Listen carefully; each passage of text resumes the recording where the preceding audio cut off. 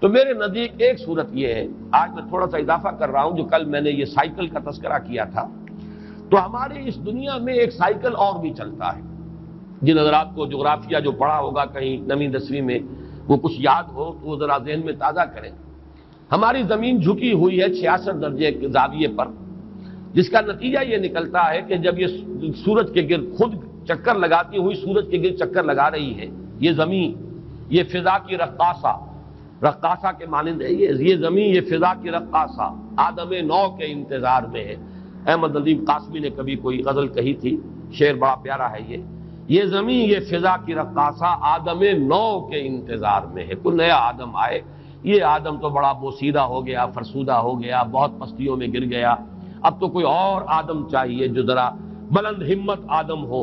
ایک ایسا انسان آئے دنیا میں جس کے اندر عزیمت ہو، پختگی ہو۔ خیر وہ ایک شعر کے حوالے سے عرض کر رہا ہوں۔ تو سورج جو ہے وہ کبھی آپ کو معلوم ہے کہ وہ جاتا ہے خط سرطان تک، پھر وہ نیچے اترتا ہے، پھر خط استوا کو کراس کرتے ہوئے پھر جاتا ہے خط جدی تک، پھر وہ ابھرنا شروع کرتا ہے، پھر وہ ایکویٹر کو، خط استوا کو کراس کرتا ہے۔ ایک سال میں ایک سائیکل پورا ہوتا ہے، گویا کہ ایک مرتبہ وہ شمال میں جاتا ہے خط استوا سے اور خط سرطان تک پہنچ گیا،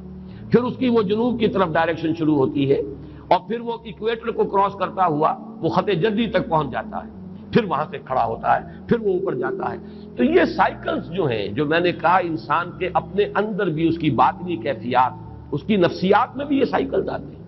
البتہ ڈگریز کا فرق ہے، جو کم حساس قسم کے لوگ ہیں، جو زیادہ جو صرف حیوانیت کی سطح پر زندگی بسر کر رہے ہیں، حیوانوں میں یہ نہیں ہوتا، لیکن یہ کہ انسانوں میں جو حیوانیت کے قریب ہوں گے بے حس قسم کے لوگ،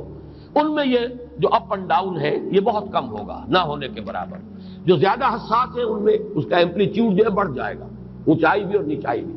لیکن ایک حد تک رہے تو انسان نارمل ہے۔ اس کے لیے در حقیقت یہ تشبیہ ذہن میں آئی تھی کہ سورج اگر خط سرطان سے اوپر چلا جائے اور اگر وہاں سے بھی ورٹیکل جو شعاعیں ہیں وہ پڑنے لگے قطب شمالی کی طرف، تو سمجھ لیجئے کہ دنیا ختم ہو جائے گی۔ اتنا برف پگھلے گا کہ پورا گلوب جو ہے فلڈ ہو جائے گا، پانی سے فلڈڈ ہوگا پورا۔ اسی طریقے سے اگر نیچے اتر جائے خط جدی سے ہو تو وہی تباہی پھر آ جائے گی، اس لیے کہ وہ جو منجمد جو جنوبی ہے، بحر منجمد جنوبی، وہ اگر کہیں پگھل جائے تو پھر وہی صورت ہوگی کہ جو تو معلوم یہ ہوا کہ ایک حد تک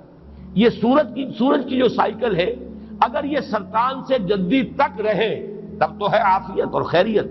زمین پر جو یہ حیات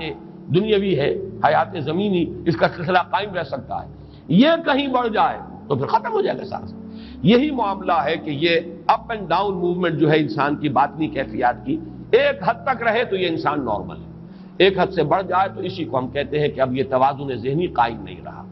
اسی کو جیسا میں نے کل عرض کیا تھا مینیک اور ڈپریسو سائیکوسس کہا جاتا ہے۔ کبھی ایکسائٹیشن ہے، پھر اس میں ایک طرح سے فوکس ہو جاتا ہے کسی بات کا، آدمی کو دھن سوار ہو جاتی ہے، بس اسی میں وہ لگ جاتا ہے، اور پوری قوتیں، حرکت، محنت، بھاگ دوڑ، معلوم ہوتا ہے جیسے کہ اس کے جسم میں کبھی کوئی عارضہ تھا ہی نہیں۔ جب ڈپریشن میں آتا ہے تو معلوم ہوتا ہے جان ہی نہیں ہے، اس کے اندر ہمت ہی نہیں ہے، بیٹھا ہوا ہے، بلکہ اس ڈپریشن کی کیفیت کے اندر جو ہے سوسائڈ کی ٹینڈنسی ہوتی ہے بالعموم۔